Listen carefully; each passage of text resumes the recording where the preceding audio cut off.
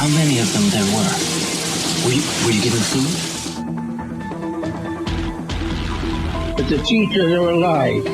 They're not books. They are the very living essences of nature itself. What a strange person. Unbelievably powerful supercomputer that's running our reality, and we don't have a clue as to how to operate it. So when maybe you or somebody else creates an AGI system and you get to ask her one question, what would that question be? What's outside the simulation?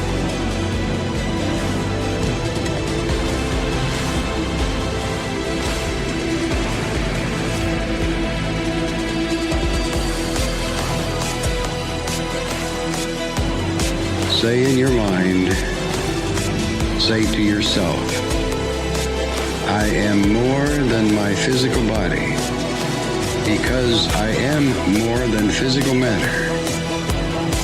I can perceive that which is greater than the physical world.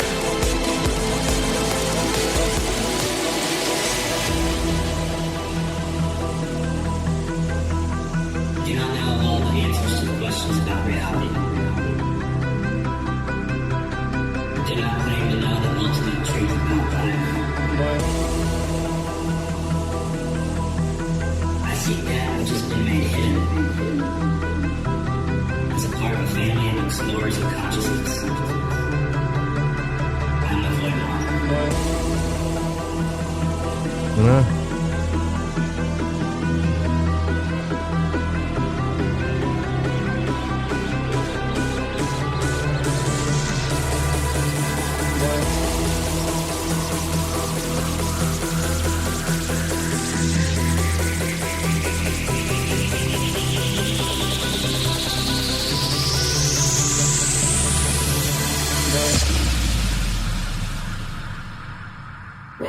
Welcome to Lighting the Void. Well, broadcasting from New York, upstate near the Great Lakes, it's Lighting the Void, and I'm your host, Joe Root. Thank you so much for joining us on the new moon. It's Cosmic Conditions with Mary Dusina, a show that we do every new moon here, and we have for quite some time. And Mary Dusina has been with us for a while, and we consider her to be the mother of Lighting the Void. Also, our favorite witchy woman, born on Halloween, ran one of the, or if not the first, it was the first psychic call-in show back in the 80s in Florida. And, I mean, it's just been magnificent. Like, she's changed so many people's lives since we started doing this. We get so much feedback about Mary, and every night that we do this, the phones blow up like crazy, and it's become very popular. And now other shows have, gotten her on the on their shows, and she's becoming very popular, which should have happened a long time ago. I can't wait to hear on Howard Stern or something like that. But that's going to happen. You're going to get on like Coast soon. If you guys are listening, because I know you do, you're going to be a fool not to have this woman on, because it isn't just a call-in show. This is a psychic that has helped change my life and guided me to where I am now, and has been a very important, I would even say, power in my life. So, yeah, thanks for coming on, Mary. It's good to have you here. Bless you in this season of illumination and light. You know, the honor is mine. The honor is mine from my soul to be able to touch in with the divine source, the creator for me, the Holy Ghost fire frequencies, to be able to help myself as we give to others, as well as your beautiful, intelligent audience. And those people that don't call in, those people that, as we often say, Joe, that are maybe laying there wishing they really could sleep, no disrespect meant to us, but wishing they could just get a really deep, soft, sweet sleep, like they've lost their sleep and they don't know how to get it back, and then add the intensity of an epic, historical time that we're walking through. You know, we all have had to take history at some aspect in school, in our school years, and to have heard about the Vietnam War, to have heard about, you know, World War I or World War II, and kind of be annoyed that we're teenagers and we have to study that, and then some of us to have parents or walk through 9/11, that kind of experience, and just the bizarre things that have gone on, and then to have a total world spotlight shut down with, if you will, a modern day plague, so to speak, of what keeps getting thrown in our face and all the social TikTok media, daytime, let's just keep hypnotizing everybody with it. Be afraid, be afraid, be afraid, be afraid. And so it's really created a thin skin and a high layer of our ability without some kind of divine connection, some type of heart-soul ability to do ritual or ceremony, or it's been harder across the board for both friends and clients that I keep hearing, and I've heard since January, and especially in March, right at the Ides of March when the lockdown started, that it's really been a truth trigger and thrown into people's faces. How do you cope with fear when all of a sudden, especially you OCD types, when all of a sudden, when your ability to control got taken away from you by controllers? And I found that to be what has produced the most angst and anger and panic and temper tantrum childlike modes. The return to bullying other people if they don't think or do like someone else says you should think or do. So there's been a real amplification of what can divide us.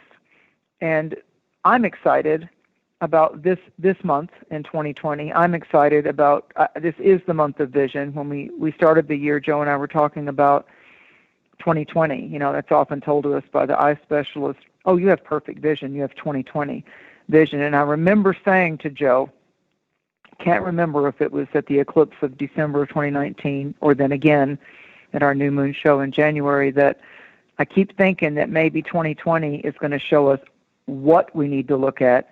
Maybe we need to look at some things in a different way. Maybe we're going to get upgrades on it, but we all knew, anybody, and I applaud every astrologer out there, Vedic and Western, that was looking at, holy smokes, look at that alignment coming up in January with the Capricorn stellium, and all of us worth our salt knew there was going to be some type of covert power drag and foundational fracture shaking on the oligarchy, the plutocracy, the elitists, the powers that be, that don't know what it's like to be hungry, don't know what it's like to be homeless, don't know what it's like to worry about your rent or your house, that they were going to say, go in, shut up, sit down, do as I say. And it's, of course, if we've seen come out by a lot of the elitists, do as I say, not as I do. So that double standard thing, I think, further fired up people, besides the obvious political things. So it's and with Mars being in Aries most of the year and not really out of it until January of 2021, we have been moving with a volcano. When you study Reiki and you study the chi of the body, the Tara is that like solar plexus chakra, it moves up from the red chakra to the orange chakra right before above the navel, the yellow chakra. So the Tara is known as the furnace of the Earth's temple that carries our soul. So we've been fired up. We've had a lot of things fuel the fire this year. And it has, if nothing else, and I always say this, be authentic, because even if you get it wrong, even if the way you looked at it could use improvement, or you got something wrong, you assumed something incorrectly, or, we've had to look at not just the words this year, but what do people really mean with the words that they choose. So we've really had our psychological plates full, our soul spiritual plates full, and if we've lost our ability, whatever that is, and however you define that, for ceremony or prayer, or the ability to find solace and comfort in connecting with the divine, the supernatural, your creator, Almighty I Am, certainly this is the time for you to find that belief, find that anchor, find that comforts your soul, those soft moments. Because when things are taken away from us, whether it's right or fair or unfair, when something's snatched away from us that we had earned or that we had worked hard for, and some power structure that doesn't even know our name says, I said no, then there's that part of us that right. becomes a warrior, or that becomes afraid and sits in a corner like a dog that's been beaten, and it goes into submission because it just wants to please you and it doesn't know how anymore, and so it cowers and piddles and goes into full panic mode. We've had a hard time because we've really been in one way or another, and I feel in a couple of at least dual categories, we've been backed into a corner and we've had to face our fight or flight mechanism. And so this eclipse, this total solar eclipse over South America, what they're calling the Great South American Eclipse, this eclipse is in optimistic Sagittarius. And you'll hear other astrologers speak about Mercury's involved with it in Aquarius. Mercury's at combust phase. It's going into the orbit of the sun. We have the South Node, which in Vedic astrology, that's a big deal. It's actually a big deal in Western astrology, too. The North and South Node have a lot to do with our life purpose. And back in May, they shifted, which controls the signs of the eclipses pretty much. They shifted into Gemini and Sag. So this solar eclipse, new moon, in Sagittarius, when we had another eclipse in Sagittarius, it was in June. And we had our lunar eclipse in Sagittarius back when the sun was in Gemini. So we're all getting force-fed a new diet of what say you? Where are you battling with the truth? Are you telling the truth? Are there pretty little lies? Are you lying to yourself? You know, it's kind of like the haves and the have-nots when it comes to the bitter truth, the reality bites, and the authentic authority of, you know, I am what I am, it is what it is, and I'm not willing to lie for you. I'm not willing to lie to myself, by myself, anymore. So I see this as a portal. It's a stargate that's opening up because this eclipse is also at the galactic center, which is the birth of the Milky Way, the galaxy that we're orbiting in. So there's a lot of Sagittarius and Aquarius. Every sign has its shadow side. But this is happening in the Festival of Lights of Hanukkah. Tonight's the 5th candle that's lit. We're at Advent. We're coming up into a very holy season that a lot of people celebrate with the birth of the Divine King, the Jupiter and Saturn conjunction that's happening. When you study back to Zoroastrianism in Persia, it had a lot to do with this conjunction, means the birth of a new king and the exit of the old king. So something's happening, and if you take every archetype back personally and get the personal magic of that, what's happening in your kingdom? And what are the priorities in your kingdom? Is it love? Sagittarius can be those kind of truth triggers and truth bombs of like when someone betrayed you, when you betrayed someone and they found out, when all of a sudden you lose a job that you thought was still going to be there, or a financial backing, or you think about the people, no matter what our misery might be, the people that all of a sudden got a really hard health diagnosis. There's a real challenge with that. You know, those are freeze frames. Your whole world stops when all of a sudden the marriage is going to break. You know, we find ourselves kind of staring at the door. Yeah, but staring at the door haven't we said like this whole way up to this point that it's coming? It's inevitable. Change is coming. Like this whole, you know what I mean? Like if you're shocked and shook right now, you've had months to prepare for it. Like, do you believe in this stuff or do you not? You know? I don't know. People have both a longing for the truth in their life, Joe, and then they also have a fear of the truth. Some people have a fear of facing the truth, and some people have fears of confrontation. Yet they want to be really truthful, authentic people, but then when they attract people that might not be authentic with them, this is just one scenario, they fear confrontation. So they kind of avoid it and put it off and put it off. But now when it comes to the truth, that man or that woman really knows what the truth is. It's over. It's not going to work. You're just, as you say, you're just putting off the inevitable. But yet people, I just said this to someone earlier this week, and then again tonight earlier, humans don't live in the now, so to speak.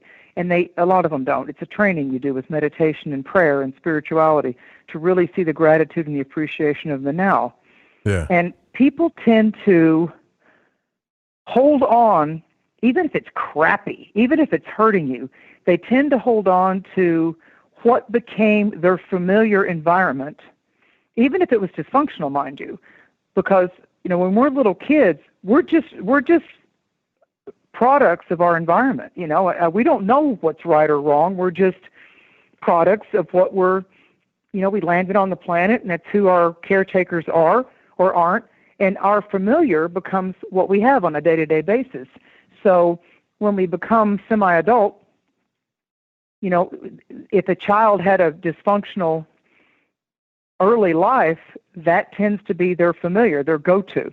So when they get into these adult relationships, their go-to might be, yeah, I know it's really bad for me, but I don't know different. This is my familiar. And so they avoid upgrading. They avoid knowing that it could be different. And when you have to give so much of yourself away just to have half of a relationship, the price is too high. And Sagittarius, It sucks. Yeah. Sagittarius is a sign that says, look, we've got two big signs coming up as we end this year and enter into the new pasture. This is our life garden right now. And so in June, there was a knock at the door because that was the full moon lunar eclipse in Sagittarius. There was a knock at the door going, take a look, your life is going to change. So we had the weed and feed go on in our life. I have hope over here. I'm going to change this over there. Maybe I'll get my foot in the water over there, move here, do that, leave this, get more invested into them or that. And now, with this solar eclipse, the Stargate opens, besides everything else that's going on in December. I'm just talking about this eclipse. It's like a new moon times 10, because Mercury's involved, and Chiron's turning direct in Aries, and Venus is going into Sagittarius in a couple of days, and Mercury's combusts the sun by the 19th. So there's a whole lot of, look at it as amplified electricity, like when you really turn the volume up, and it's the song that you really want to just feel in your bones, that kind of like, yeah, I can go work out to that song. That's my rock song, or that's my go-to. So it's that song that just blares out and drowns out everything that's been haunting or aggravating you. That's what this eclipse is. But it's also opening up windows of opportunity and upgrades and bright new frequencies, and it opens up a 6-month vision quest that's going to have its blossoming along the way, but the big results, which is not a normal harvest time, but the big bloom and the big fruits are going to be around May 26th of 2021. Why May 26th of 2021? That will be the next lunar eclipse, and it'll be at 26 degrees of Sagittarius. This is at 23. Now let me add the visual to this. There's a thing in astrology that we've talked about it before, Joe and I, called the Sabian symbols. There's so much to say in this show, you're going to have to look that up yourself, and you're going to have to trust me that the Sabian symbol for the 23rd to 24th degree of Sagittarius is a bluebird of happiness is perched looking in your door. So again, that moment that we get the big diagnosis, the big shock, the big loss, the big betrayal, whether we did it or it was done to us, and we have that poignant pause of acute shock and awe or disappointment of like, are you kidding me here? We tend to look at that window or that door or stare at that phone, even if it's been a disconnected, we're staring at the mirror on our glass phone, on our laptop or whatever. There's a lot of mirrors now. There's a lot of black mirrors now. So all of a sudden when we disconnect from that text or that disappointment, there's a little mirror that we're holding in our hands. Or we go and we stare at our door, or we go out and we look outside, or we go scream, or whatever we do, because they won't fight with us anymore, and they just cut us off for whatever reason. So at least in the fight, there's some kind of a passionate declaration and exchange. But then after that, it's like if you end up at the same old, and there's the same apathetic, non-moving forward, Sagittarius is like, get out of here. It's like the New Yorker, or the Italian that goes, yeah bye. Or The great, person that'll throw up their hand going, yeah, bye, Felicia.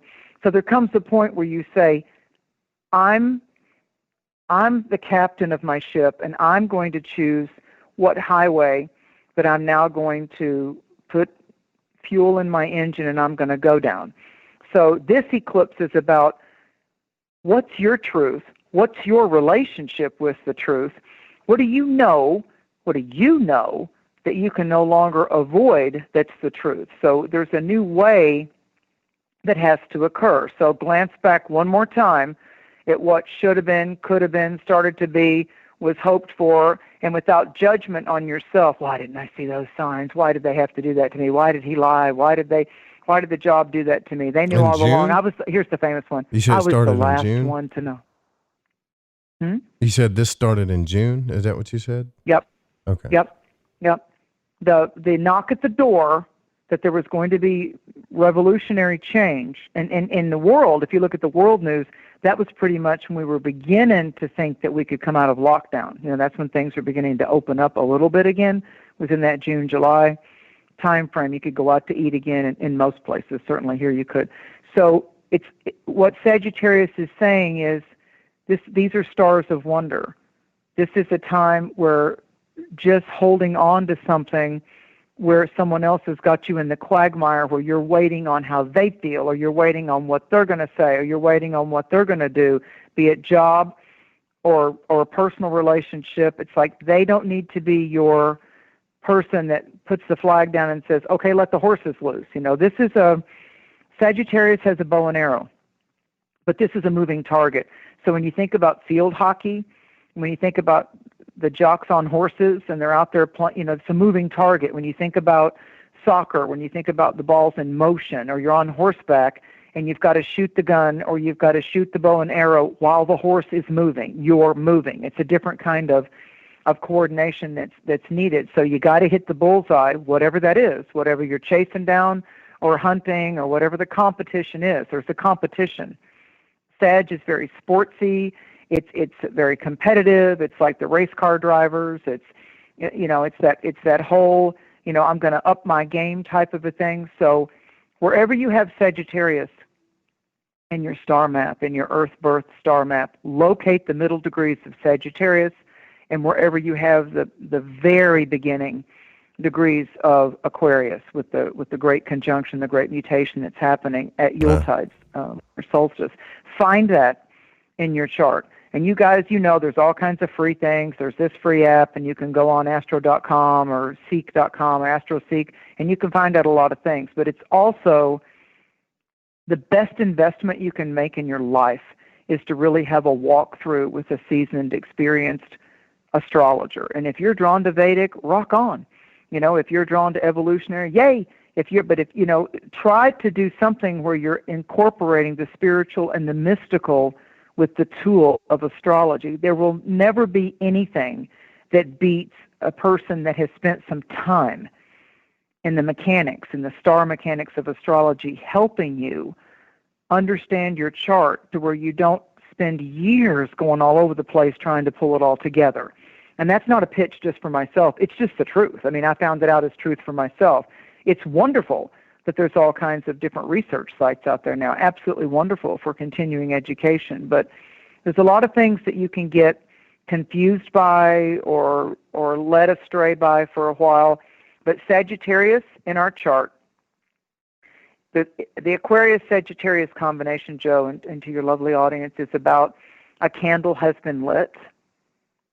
There's holy smoke burning from the sage, the incense. There's a softness that comes with watching a candle and just a piece of a stillness watching that candle. But there's such a thing as holy smoke and sacred cleansing. And the Sag Aquarius it's all about the winds of change. And it's that quietude that happens when the sun goes down or right before the sun comes up. They're called the tween times. And you hear all the birds in the morning, or you hear all the birds right at sunset, and then everything, there's that space beyond time and location where everything goes quiet. It just goes quiet. And nightfall's happening. It's that tween time of sunset to twilight to night, or it's it's still dark outside, and you get up to go to the restroom, and then you look out, and you can tell it's pre-dawn. That's another magical tween time. These are great times if you happen to get up to evacuate the bladder or whatever. It's a great time to cast your intentions. I can tell you this is the most important eclipse for manifestation and sacred magic that I've seen in a long, long, long time. Number one, Sagittarius is Jupiter governed, so it's optimistic. Jupiter is the giant planet. So there's a bullseye of opportunity that takes us into the closing of this year and the opening door of 2021 that says, what's the new way? What's the new idea that wants to take form? What are you aiming for? What are you going to concentrate on? So it's like Jupiter would be the new king, the new kingdom, the new way, the bullseye. And Saturn is, where do you need to focus your concentration? And are you really being dedicated and disciplined to do the work of your affirmations, your intentions, and bringing that into manifestation? Ideas are an air element. They come from an inspired creative muse somewhere. All of us, whether it's a dream or a person, it's like, whoa, what a great idea. But it takes some type of grounding and some type of emotion, desire, and passion to add some body to that, because it's etheric. It's an idea. It's an inspired scenario. And so what you have to do is you have to then bring it, if you want to bring it into earthly manifestation, because it could be born by your higher self and your spirit guides or your angel messengers, but you've got to then add the other components in the recipe of manifestation. You've got to add the right ingredients to stir the soup and have it to happen. So I would at least urge you, between now and coming into Yuletide solstice over December the 21st, since we have major things going on this is the biggest week of the year. I mean, from the 14th of December to the 22nd of December, there's so much crammed. There's like 3 years crammed into 1 week, I promise you. So Saturn is about, I'm going to rise above my disappointments. I'm going to not throw my expectations. And when I'm making a move on someone else's schedule or someone else's response, someone or something, when there's a South Node eclipse, something big is going to come into our lives, because this eclipse is on the South Node, or the dragon's tail, the South Lunar Node, along with Mercury, and Mercury's getting along well with Mars and Aries, as well as the South Node, so it's an amplifier. And when it's a South Node, the South Node is where we complicate our life and where we allow others to interfere or complicate in our lives. So when there's an eclipse that's optimistic, it's not in a heavy sign. Sagittarius isn't a heavy sign. Sagittarius is like, oh my God, be free, be liberated, be you, just be you. And explore and adventure and stop holding yourself back and stop waiting on anybody else. Sagittarius has an impatience to it. It's like, get out there, find out what you believe and activate it. So the South Node, with the eclipse on the South Node for all of us, but especially for Aries, Leo, and Sagittarius, is saying someone and something big is coming into your life. It could be as early as when spring starts, in the third week of March. It may take until May. But I promise you, if you write down anything of this show, this new moon solar eclipse show in December of 2020, write down, become very familiar with your desires, your passionate pursuits. Take that pause now and put it down on paper, what it is that you want to see in your life 6 months from now. 6 months from now. And that's pretty powerful stuff, too. You're ritualizing, in other words, you're ritualizing what you want. See, I think we make a lot of mistakes. We have desires like what we want, and we just don't.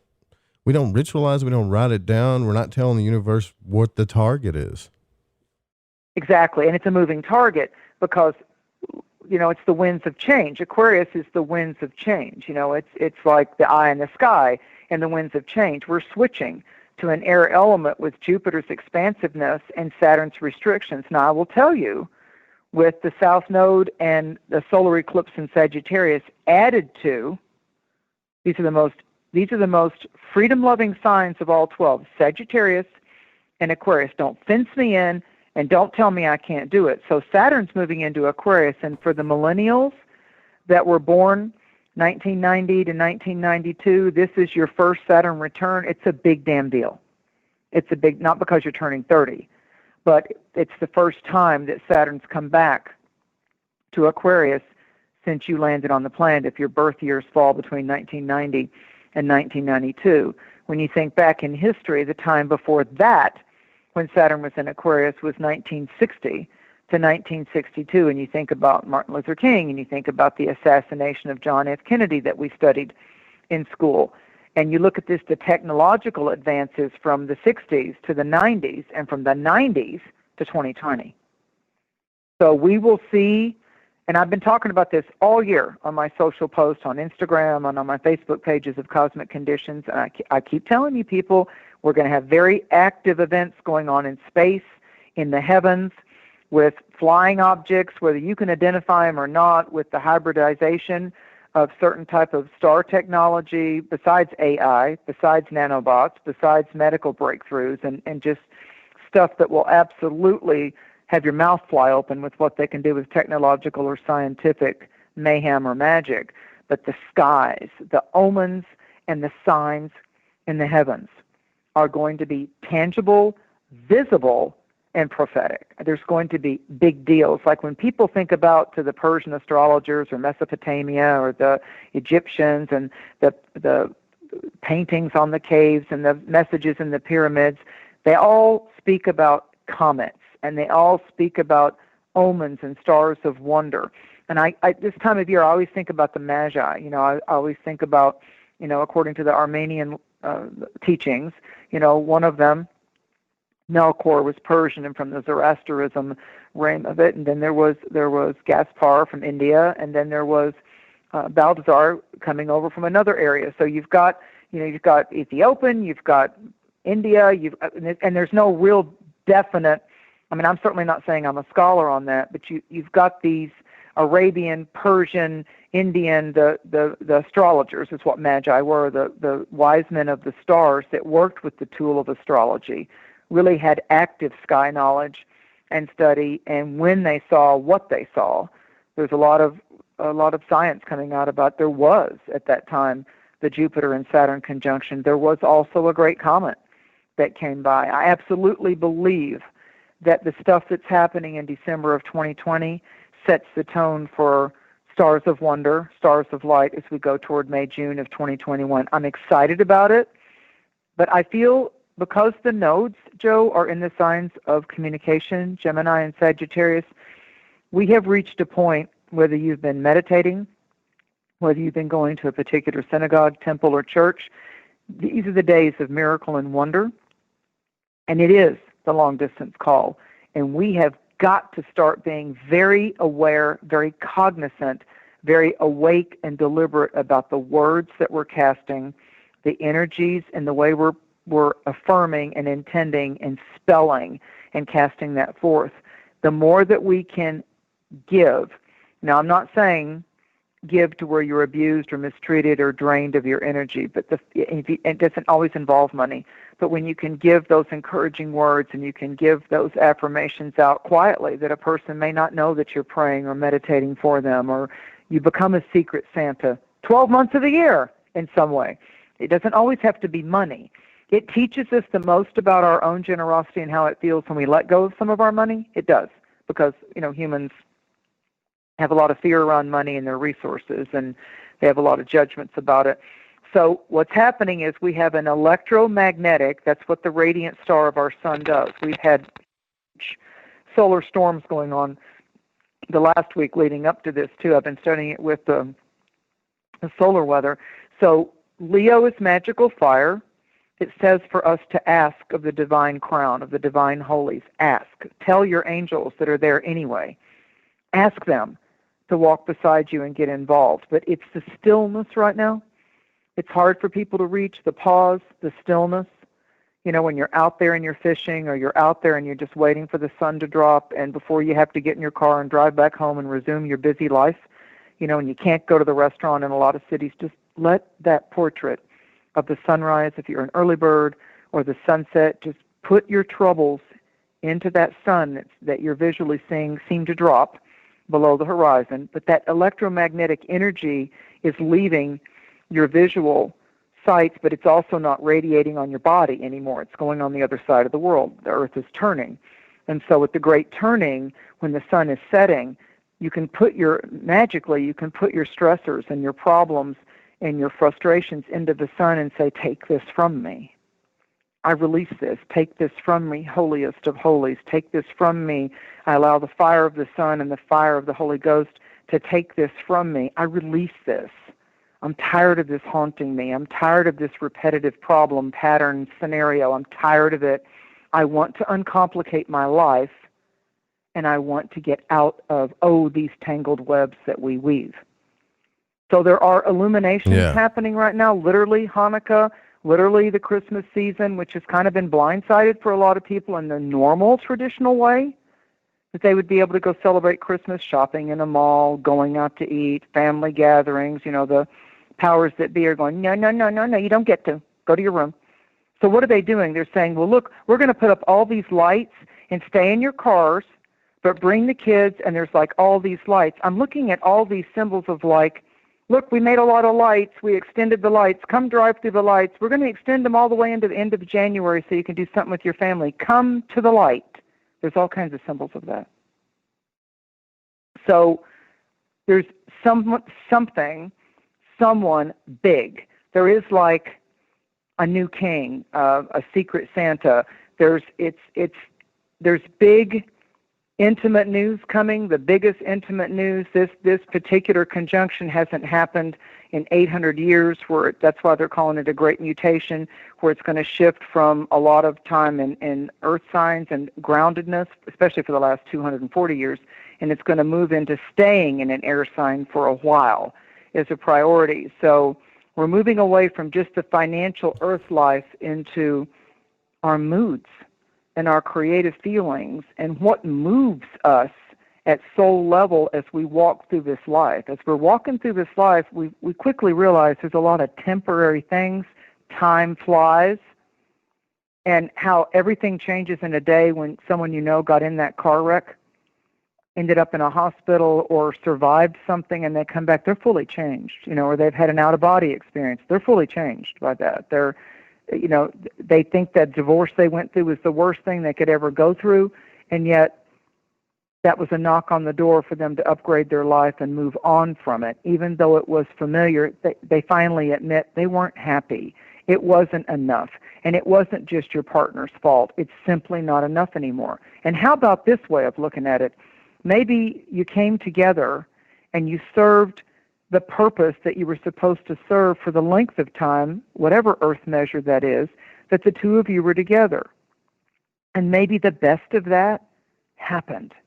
And you had the growth cycle, and you had the karmic lessons, and you had the ups and downs, but you came to a point where the best of each other has been achieved.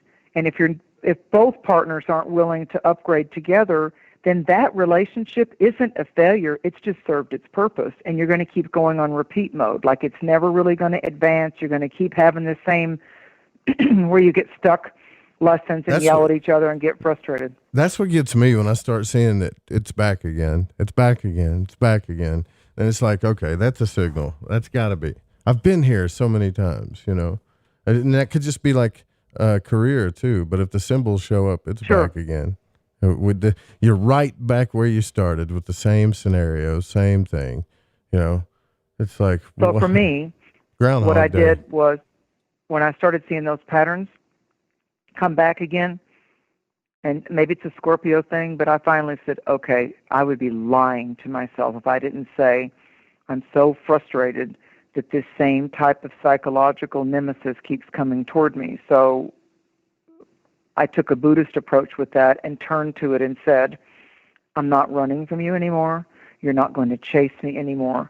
I'm going to sit and have soul tea with you. I'm going to sit and have spirit coffee with you, or we're going to toast a glass of communion wine together, but you obviously keep coming back to me because there's something I'm not seeing, or there's something I haven't seen through, because I'm aligned with soul and light, and I do not believe for one skinny second that the only way this chick can learn lessons is through pain and anguish and frustration and loss. Not happening.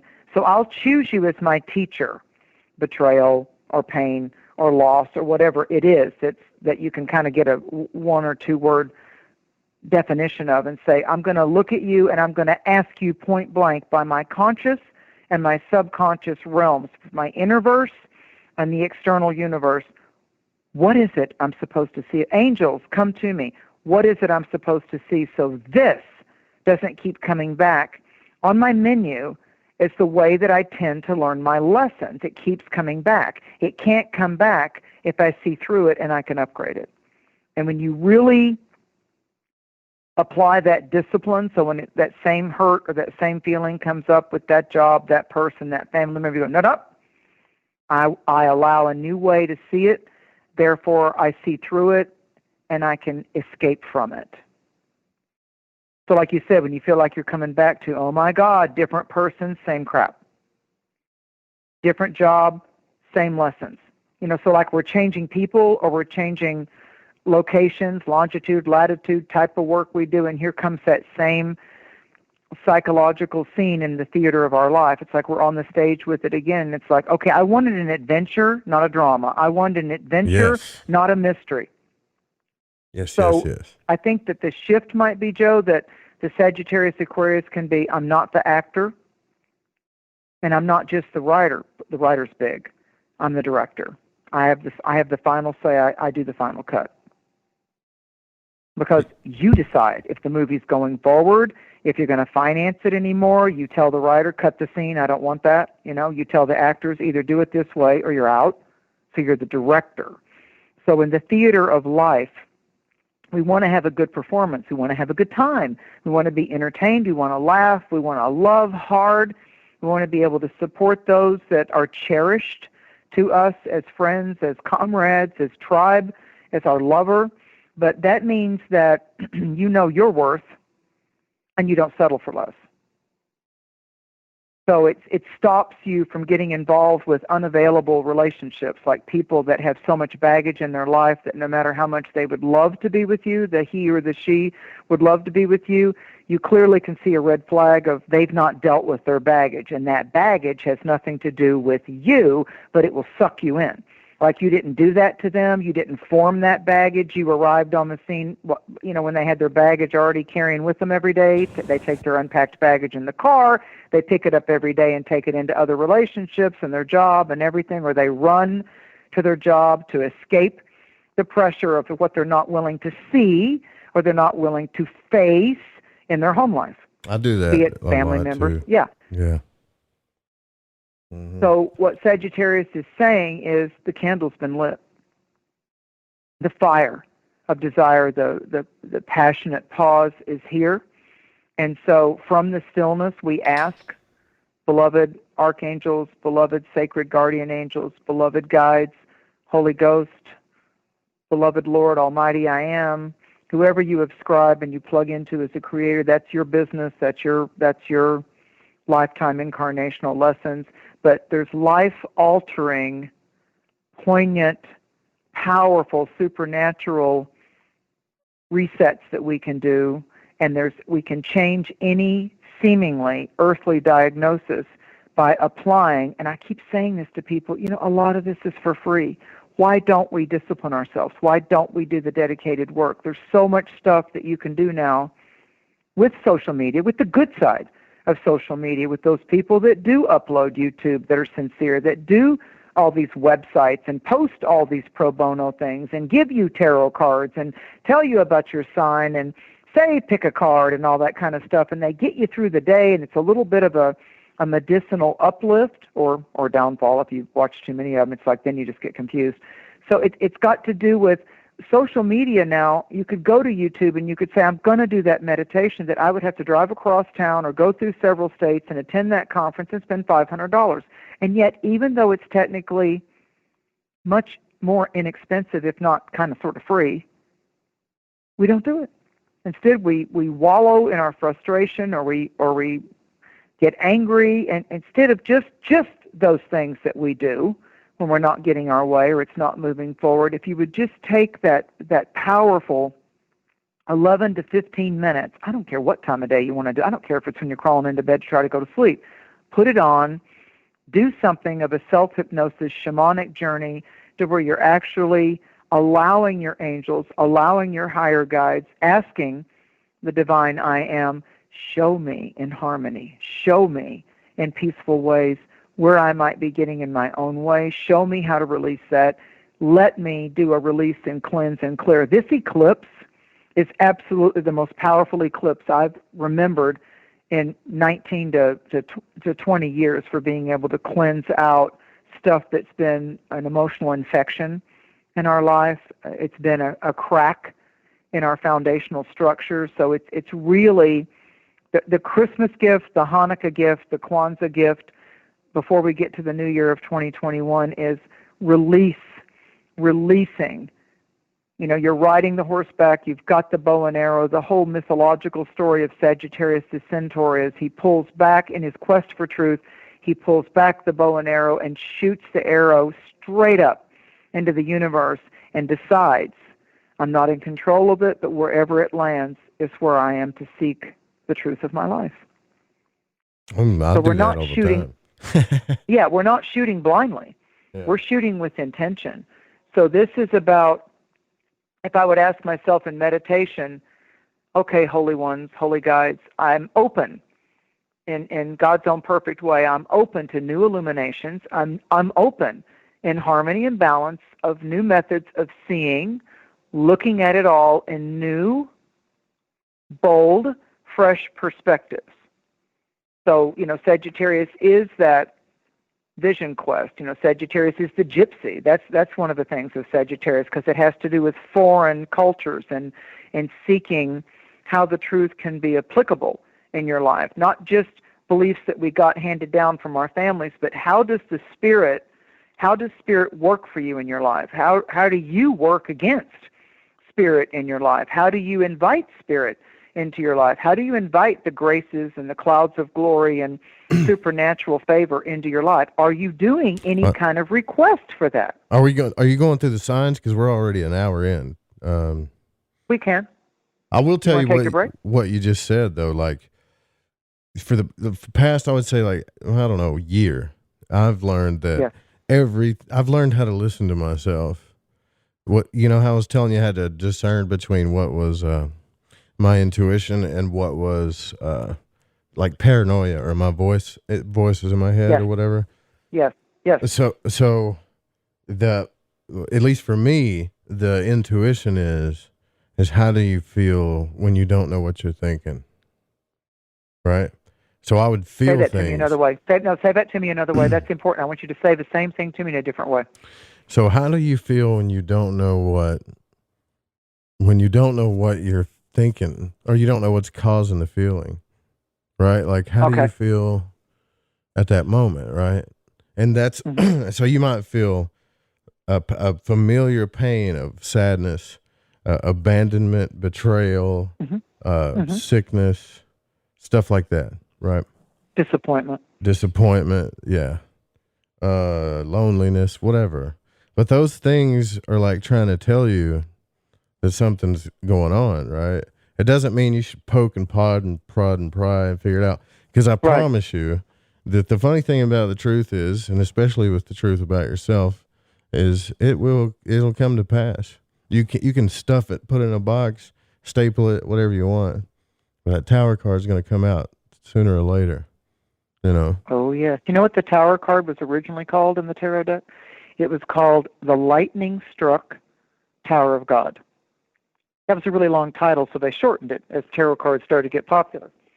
So even though we see the ones that are in their ivory tower and being cast out by an enlightenment bolt, a lightning bolt, they think they've got this tower and it's built up on a rock and the ocean's all around them, and by all visual appearances, they're perfect. Up higher than everybody else and nothing can touch them. They've got their fortress, and here comes the supernatural bolt that says, yeah, watch this, Jack, and they're being flung out of the tower. The upper realm of the tower is now on fire, and they're being flung out of the tower from on high down into the waters of Mother Earth.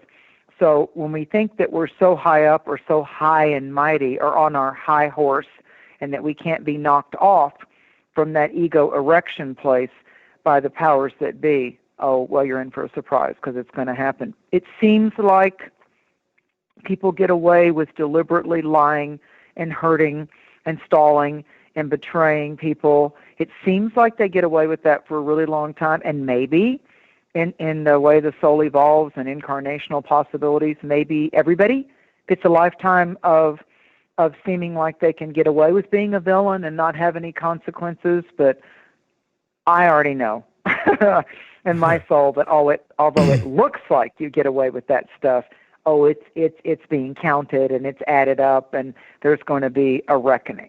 There's going to be a reckoning. And I think too, like if you see that in your individual life, and if you see like COVID, right, it's the same thing. Mm-hmm. It's something's being hidden. So so you see the symbolism of like something's being hidden, stuff down, the real mystery, the truth is there. Well, if you're seeing that stuff and it's symbolized in your life, whether it's relationships, whatever, there's something that you're not being honest with yourself about. There's Again, something you're hiding authenticity. from yourself. Yeah. Well, look at it. COVID is, what are they saying COVID is? It's a mystery infection. It's a mystery infection. And if you get it, you can't breathe. You're going to be put on a ventilator. You better be careful. Better watch out. You better not cry. Yeah, it's like that whole thing. So I look at it as an archetype, as a teacher of where in my life do I feel like I don't have enough room to breathe. For some people, that's financial. For some people, that's like I feel lonely, or I feel left out, or I feel isolated. So you're not breathing essentially, or you're not breathing. You want to breathe next to somebody. You want to merge your breath with somebody else. You want to hold that body. And even the whole COVID thing was like, don't touch, put a mask on, don't be intimate. I know Ryan's in a lot of shows like that. Many nights late, I laugh at Ryan Gale's ability to come forth with his sarcasm and all that, with his very, very profound research. But he's being, he's being honest about what bothers him about all of it.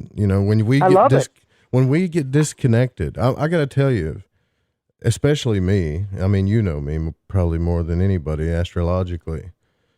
If the longer I'm isolated, the more pain I go through. The more suffering. Now I still like transmute stuff, right? But there is a different kind of longing inside me, and I know what it is. Think of this though, we've had, especially Aries and Libra people have had that intensity of this Saturn in Capricorn, and Jupiter lightens it up a little bit, but Saturn and Pluto in Capricorn, Pluto since whatever it is, 2008, 2009, and now it's getting at remember Aries, Libra, Capricorn, and Cancer are the Earth seasonal points. That's what they are.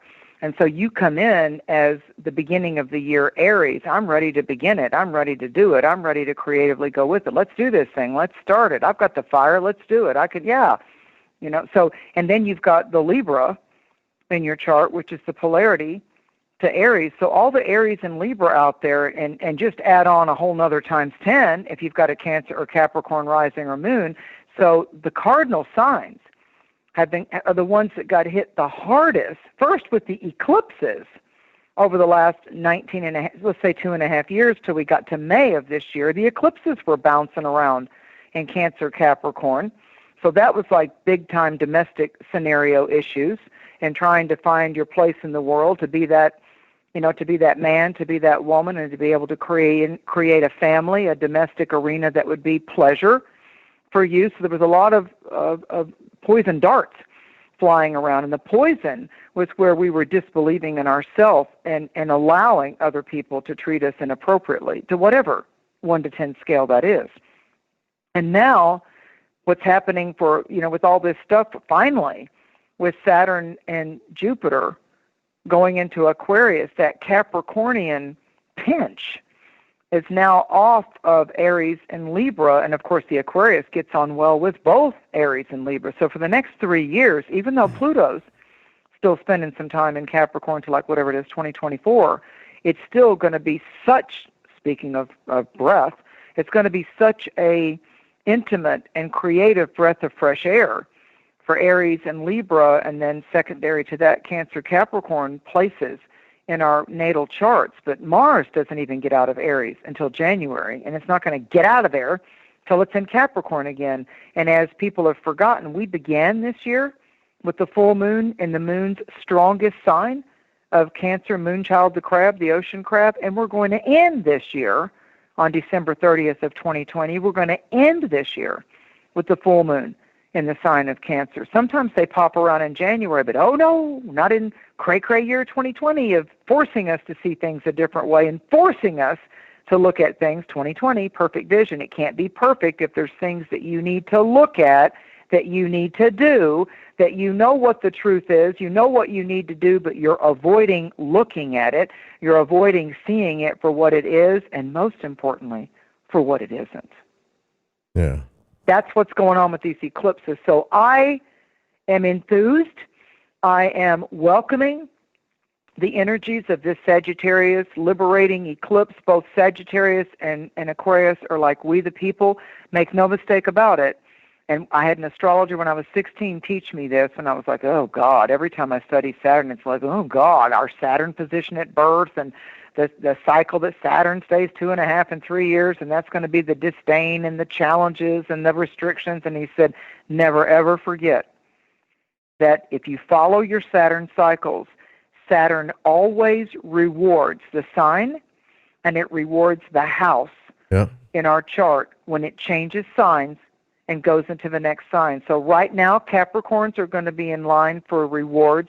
Where we have Capricorn in our natal chart that's been stressed and tornadoes and bomb cyclones for the last 3 years, that house is going to receive the payoff if we played fair, if we did our work, if we were diligent. The Capricorn area of our chart is where there's been the fractures that we had to seal up and correct and get our foundation not to be so shaky, and to find out where we will set boundaries, where we will be both the father, Saturn, the Lord of Time, and the mother, the nurturer, what we will nurture and how we want to be nurtured. So that's all shifting as of the 21st of December, next week, I think like Monday, Yuletide solstice. And then we have the Aquarian energy, and that's we the people, for the people, by the people. So when Saturn goes into Aquarius, if Saturn's the control freaks or the power mongers, they're going to keep trying to take away more rights and try to lay down more controls and more mandates. But I'm going to tell you, we the people are going to fight back.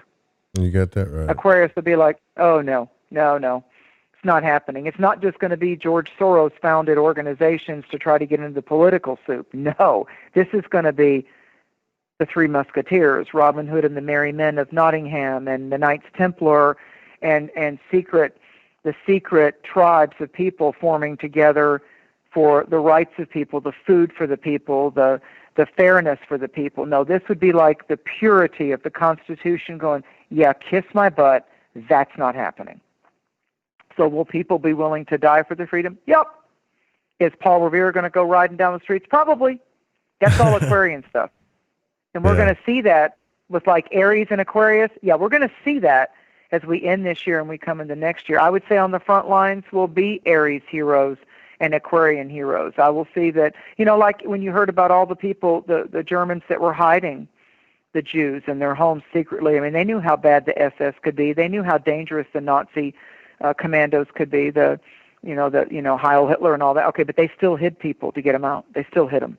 And they were like still French and Italian people, we the people that were hiding people and getting them across the border. There were still people that were coming out of Ukraine, and there were still Jews that went to Cuba and got out. But they had help. They had underground tunnels, and they had spies, and they had global support to survive. Yeah. I guess my takeaway from all this is, please, Aquarius is an air sign. Your thoughts are things. Words cast spells, and they are intentions and affirmations that are an energy magic wand that will bring you. The law of attraction is like attracts like. Yeah. If you're sarcastic all the time, if you're sad all the time, if you're surly all the time and angry and impatient, that's like attracts like, and that's what you're going to get back. So we have to take more responsibility as magicians, as life coaches, as therapists, as guidance counselors. We have to start it's, charity starts at home. We have to start with ourselves. And what daily affirmation are we doing? What prayer are we doing? What are you actually doing? A little 5-minute meditation every day? Are you walking in nature every day? Are you being lazy? Can I ask you a question about something? So like the anger and Martian stuff, like I have an issue with that, but it's only because I have passions in me that they're not being explored, whether it's the career or what do anything you think else, is right? destructive about your anger? Well, the When words. you talk to yourself, now nobody else's opinion, when you talk to yourself, when does Joe say to Joe, that's not healthy anger? Because there's motivating anger. Anger can be good. There's motivating anger. I'm not putting up with that. I'm not going to do that. That closet is dirty. I'm going to do that wash. There's motivating anger. Yeah. And then there's anger to where you get in your own way, and sometimes we're so afraid of what an outcome might not be that we go ahead and we just push it. So we can, you're going to leave me anyway, so I'm going to do it. I'm going to do it before it happens. There can be that kind of anger. So I think mine's like not like that, because I'm not like that. I don't push people away. I go towards people. But I think mine is like extreme exhaustion and frustration. I mean, all of those signs extreme that you, exhaustion. that you Extreme talked exhaustion. about were in my chart, like Libra, Cancer. Well, Aries. I would say with the Cancer Libra, the exhaustion for you doesn't come from the idea realm. I believe that the exhaustion comes from an emotional realm.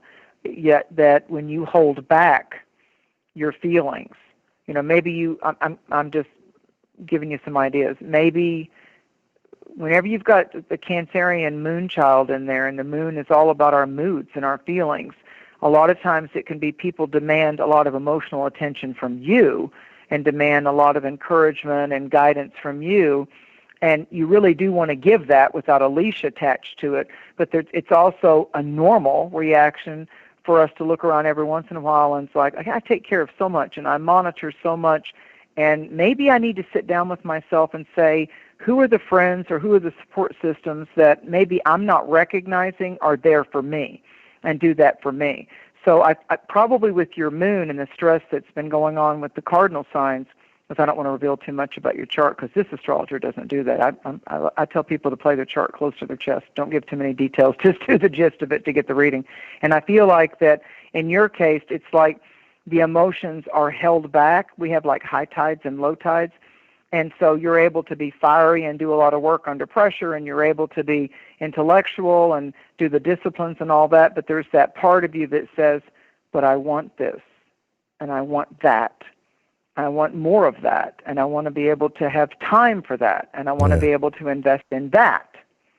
So then you get frustrated with your own self that you don't have that room in your house, that you don't have that room in your purview on the horizon to be able to say, in this many hours a day, I finally manifested that this 4 hours of my day or this 5 hours of my day is with my intimate significant other, or that this is time just for me. And it's not just going to be computer gaming. I want to be able to go have food with someone that I really value, that I really just let my hair down and enjoy. We've got to have those people in our life that we can be our authentic self with and not have to be on pins and needles with. But can I tell you how many people settle for less, and they're in those relationships with people that drive them batshit? You got to walk on glass all the time, like you're walking on broken glass. Yeah, and they stay with them anyway.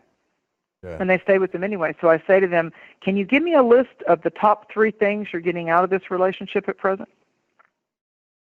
Just tell me the 3 things that you're getting out of it that motivate you to stay. And their mouth flies open. Well, if they wouldn't do this, it could be. No. You don't reframe my question. I'm very on point. Name 3 things that you are successfully getting from this relationship that bring you pleasure. And I'm not just talking the sexual part of it. Well, I mean, you could talk about that too. Like, you shouldn't let people devalue that part of yourself either, like pleasure or whatever. Like, there's there's discipline Absolutely too, not. but to Right. devalue it or say that your pleasure doesn't matter or whatever. When people try to make you feel let like somebody that, say that to me. Yeah, let somebody crazy. say that to me. It's good, but Let somebody say to me, well, your pleasure doesn't matter. Oh, really? Bye, Felicia. yeah. See, I'm going here's to give the you thing. what you want.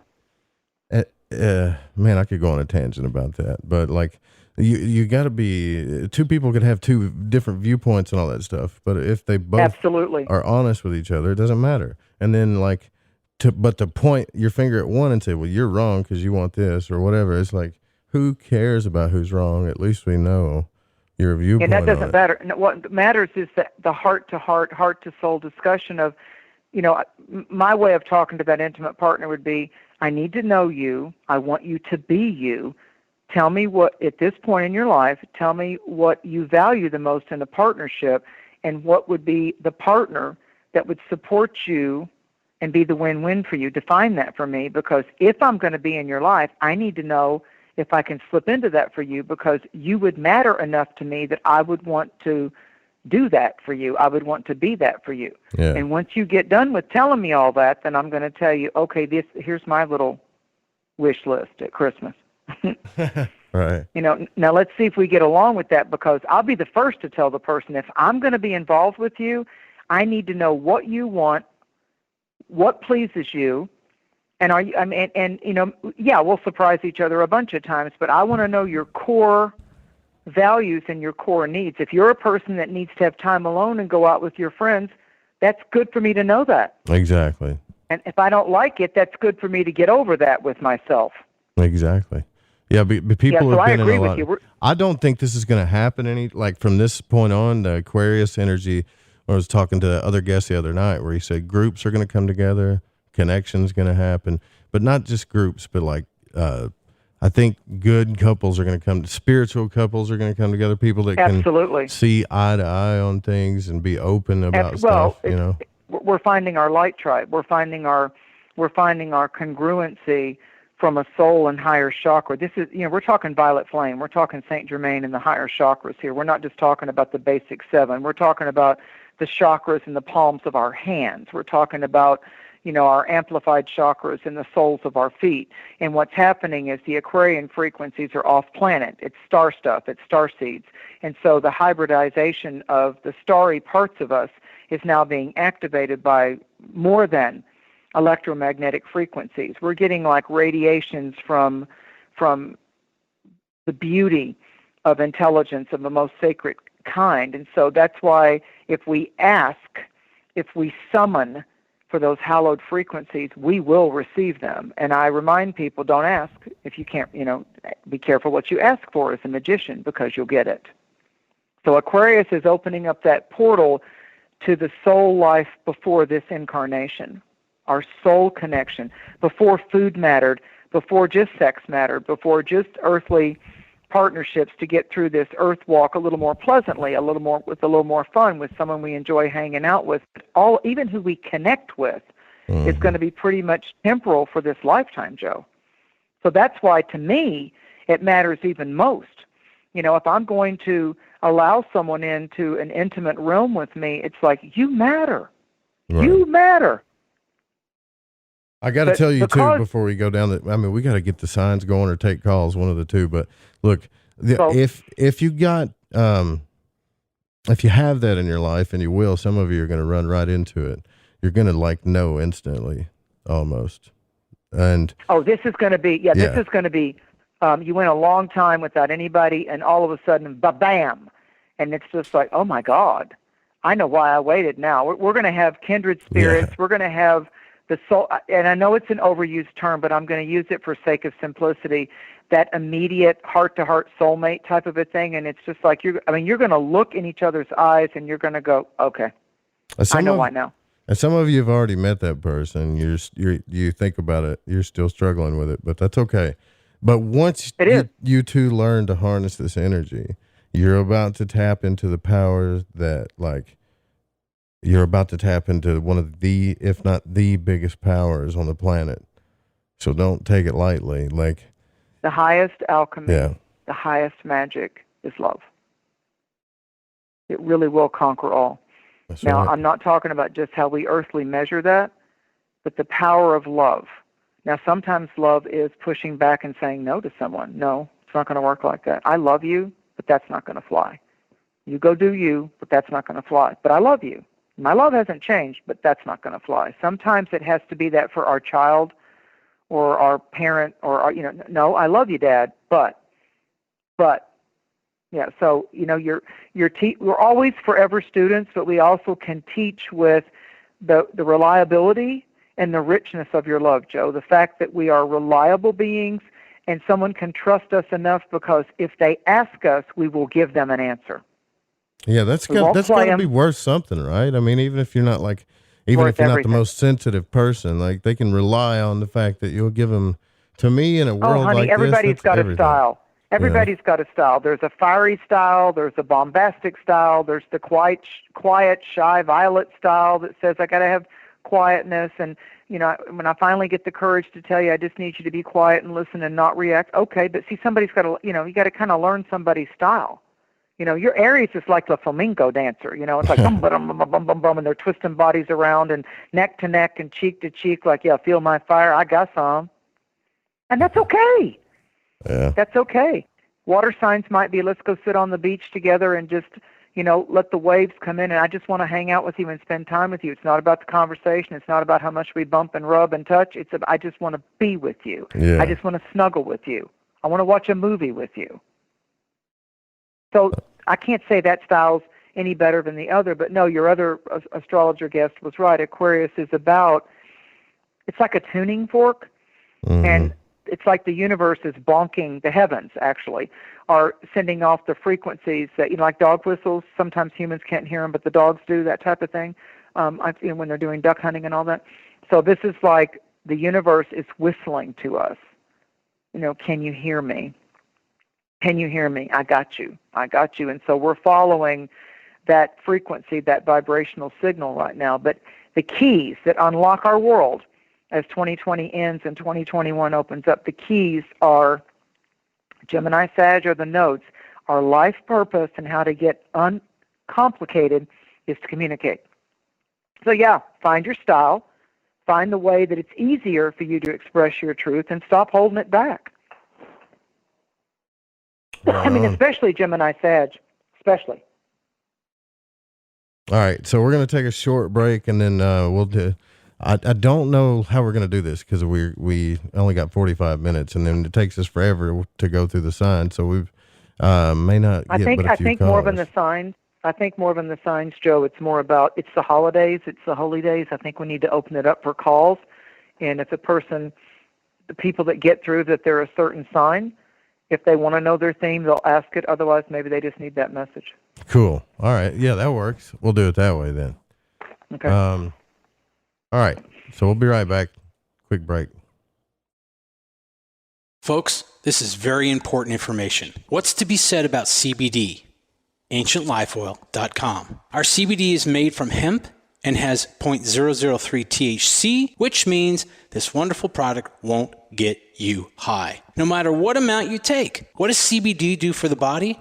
My hands are tied, but you can Google CBD benefits and be astounded. When you're finished reading, you'll want to log on to AncientLifeOil.com. That's AncientLifeOil.com and purchase. Life is good when you feel good. People are tired of pain. People are asking for non-GMO organic products to help them with you fill in the blank. Legal in 49 states, and again, our CBD is made from hemp. Ancient Life Oil is about helping people one by one by one. If you wonder how good the product is, the CEO takes it every day without miss. AncientLifeOil.com. That's AncientLifeOil.com. Hey, is that a new music Have a great app? day. Yeah, check it out. Surfer Music Discovery. It links to thousands of online stations, but the twist is you see the song names and artists that are now playing live. That's different. No guessing. Looks like a waterfall of music. So many formats. Rock, oldies, country, R&B, jazz, and a whole lot more. How's that spelled? Surfer. S-U-R-F-R. Is it expensive? It's free. No need to sign up or sign in. Get the Surfer Music app free from Google Play or the App Store.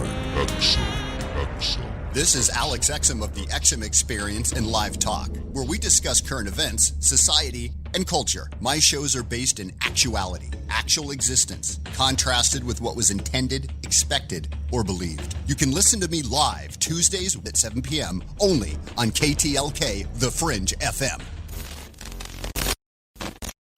Hello? Anybody home? This is the Rogie Report News on the Fringe FM. I'm Jess Rogie. Things are going to be changing soon at NASA. NASA Administrator Jim Bridenstine, one of my favorite people to talk about, will not be staying on as head of the space agency. According to Aviation Weekly, Bridenstine stated, "The right question here is what's in the best interest of NASA as an agency, and what's in the best interest of America's exploration program."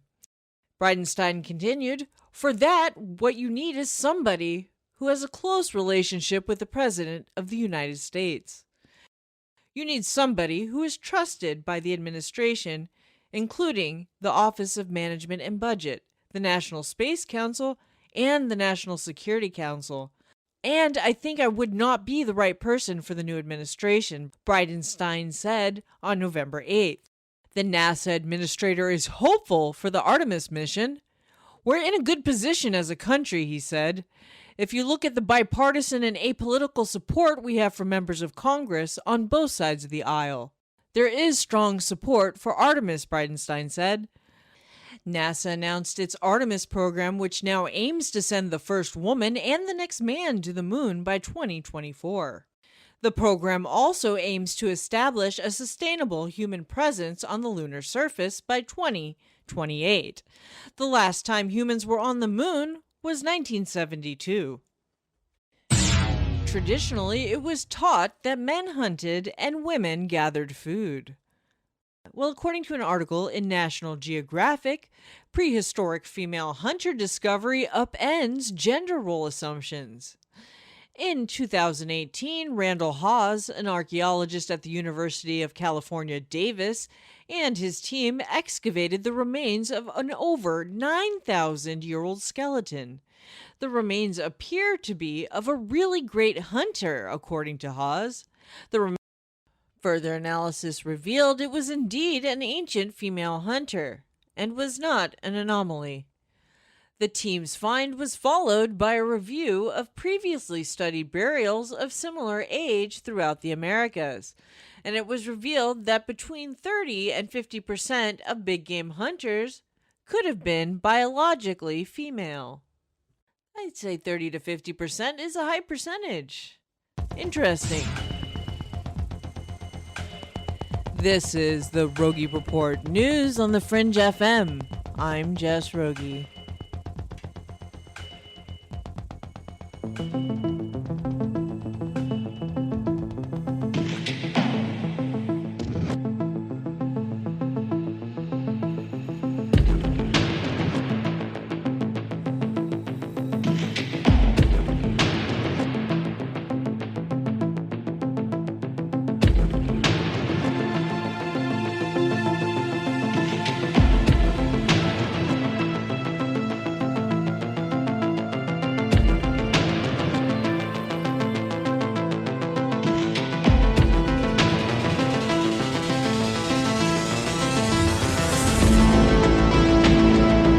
All right, welcome back to Lighting the Void. I'm your host, Joe Root. It's Cosmic Conditions.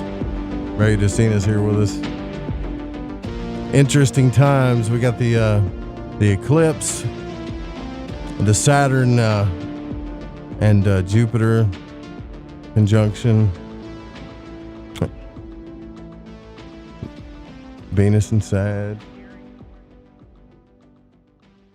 Sound there for a second. Okay, so what this, if I could encapsulate this most powerful week of 2020, honest to God, so many portals and opportunities to get past our angst and our anger and what we don't have in our life. I would associate the visual with, if you've ever watched the beginning of the Olympics, whether it's the winter or the summer games, they always go back to that Parthenon Olympian tradition of the torch is lit. It's big. It's a big moving target.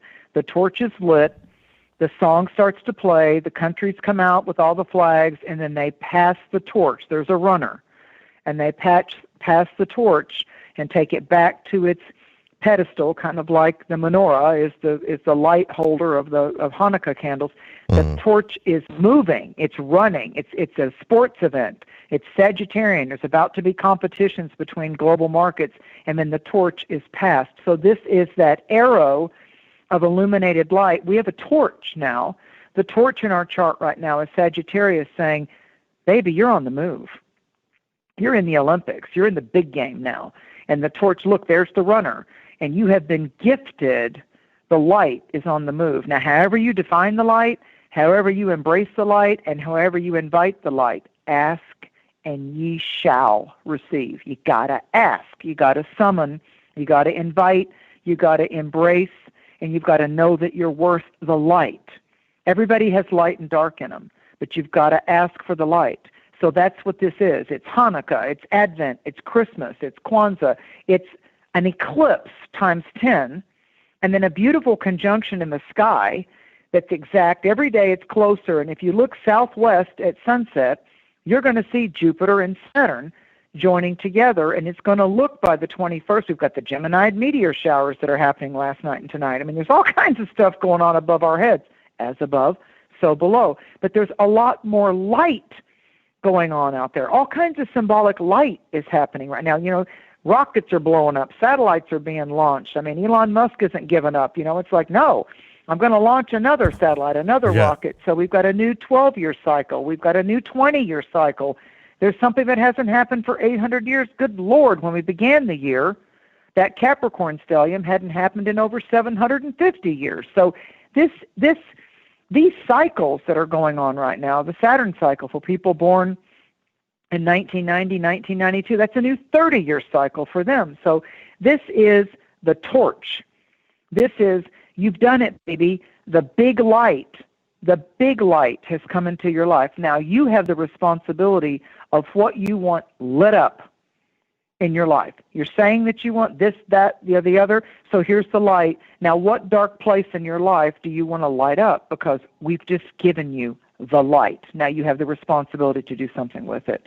And the key is Sagittarius and Aquarius.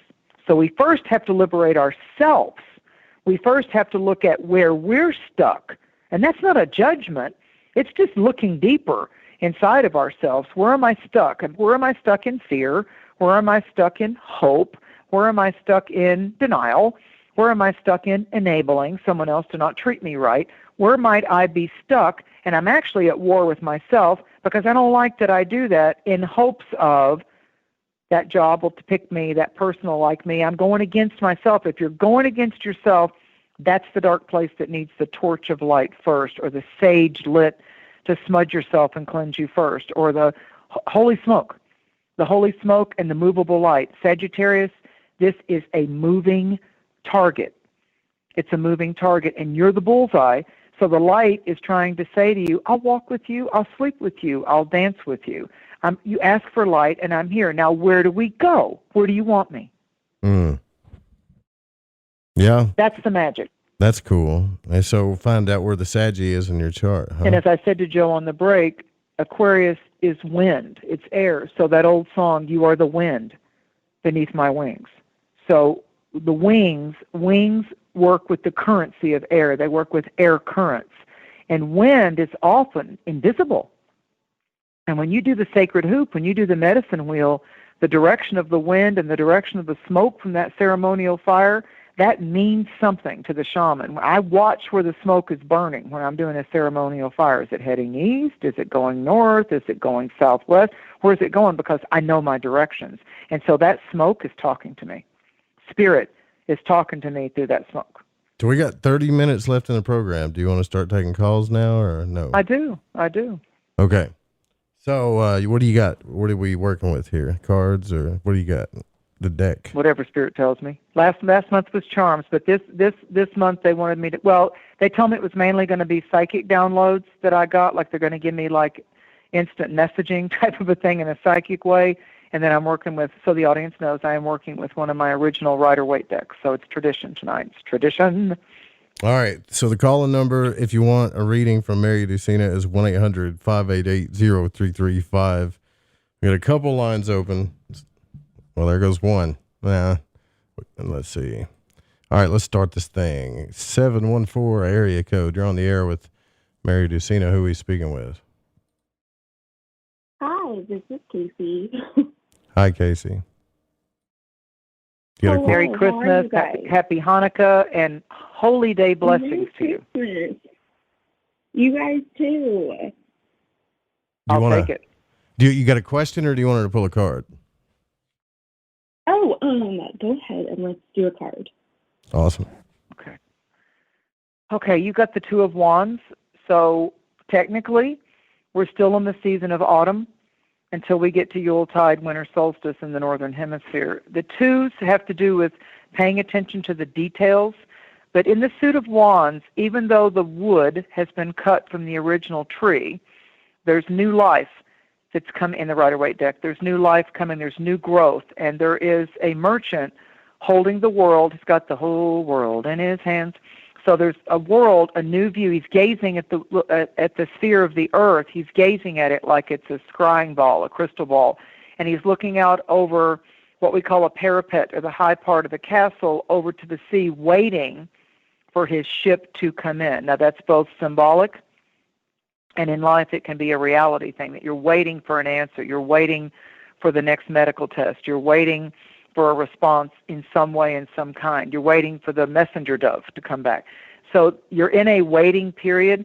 I would not call it stagnant. I would call it necessary. Sometimes things need to percolate. The coffee needs to brew.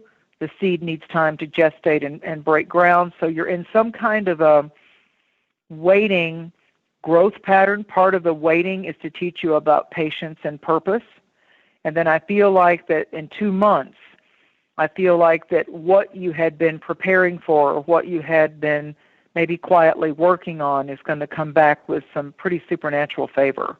So we're in December, so what are we looking at by February? By the second month of the year, I feel like you're going to have some real tangible, earth-like, grounded results of, you're going to get to see the next side journey of your vision quest. I think it's going to become very evident by the time you get to February. Is very exciting. I have to say, I called a couple months ago, and it was the one where the podcast got cut off, but everything you said was so true and so relevant, and I've been listening to you guys for a year now, and you've changed my life, and I just want to say thank you. A year, that's thank good. You so much. Thank you for your loyalty. Loyalty's big nowadays. Thank you for that. Thank you for your dedication and your loyalty, and that needs to be noted, duly noted. Thank you for that. That's a gift.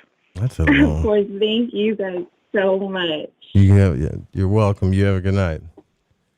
Well, You too. Bye. Bye. I hope we get some feedback on that one there. Let's see, 214 area code. You're on the Earth, Mary Dusina. Who are we speaking with? This is Brent Howell. What's up, Brent? This is Brent Howell. Can you hear me okay? We got you. I can hear you, Okay, Brent. love. Thank you, Mary. Love, peace, and gratitude. I've called you before, and I just want you to know I respect you, and I know that you're psychic, and that you're full of knowledge, and that you've put a lot of work into your life's work. Thank you. I had all these thoughts about what I would say, and I thought I would just take your advice and just talk to you. But what a nice opening. Thank you for that. Well, yes, you're welcome. You're more than welcome.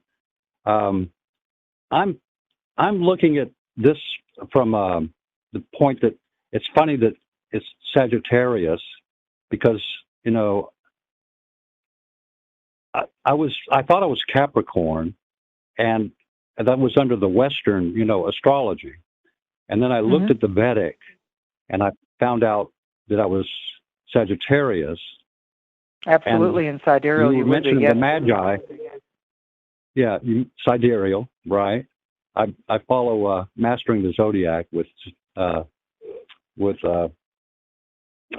Athen Chimente, but it just struck a tuning fork with me. And I know that we have in common between the Western and the Vedic all the conjunctions of the planets and all the trines and the sextiles and that type of thing. I'm a student of this, to a large degree, and perhaps you can correct me if I'm wrong. But what my studies in the ancients revealed to me that, in fact, they there were civilizations that lasted thousands of years, and their entire intent was to map all this out and to look at the cycles. And that's true. They determined, yes.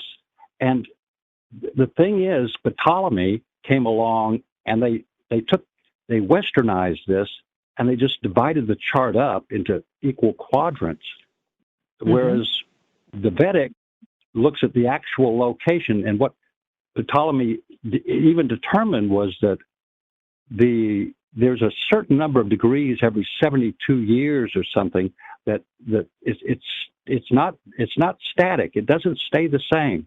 The rotation of the constellations has a degree change, and it was too hard mathematically for him to determine that. But with today's computers, they're able to determine the exact locations of these planets and what constellation they're actually in. And all the constellations are not the same size. This is just facts. And I said, being a math teacher in the past, I've said, well, this makes more sense to me. I wanted to go with what's real, you know. I want to go with what's in the sky and where that planet is in the sky. Yeah. And that's where I've moved towards. And I don't know. I'm at that point where I know this is a fact. It's like the sun rises. I know the sun is up there. I know the moon is up there. Okay, so I know they have an effect upon me. But I don't know exactly what those effects are. But over history, we've learned that certain signs have certain characteristics, as you know, and they have an effect on us. They actually affect us. Now, whether this is going to be a turn for the good, or it's going to be a turn for what we would call evil, or, you know, if it's going to be for love, or if it's going to be for evil, or whatever, I don't know, you know, but we'll find out, you know, we're going to find out. 100%. If you look at the stars like a toolbox, like see yourself as a sky mechanic. If you look at the stars as like different kinds of tools, like maybe Aries is a hammer, you know, and maybe Virgo's a measuring tape.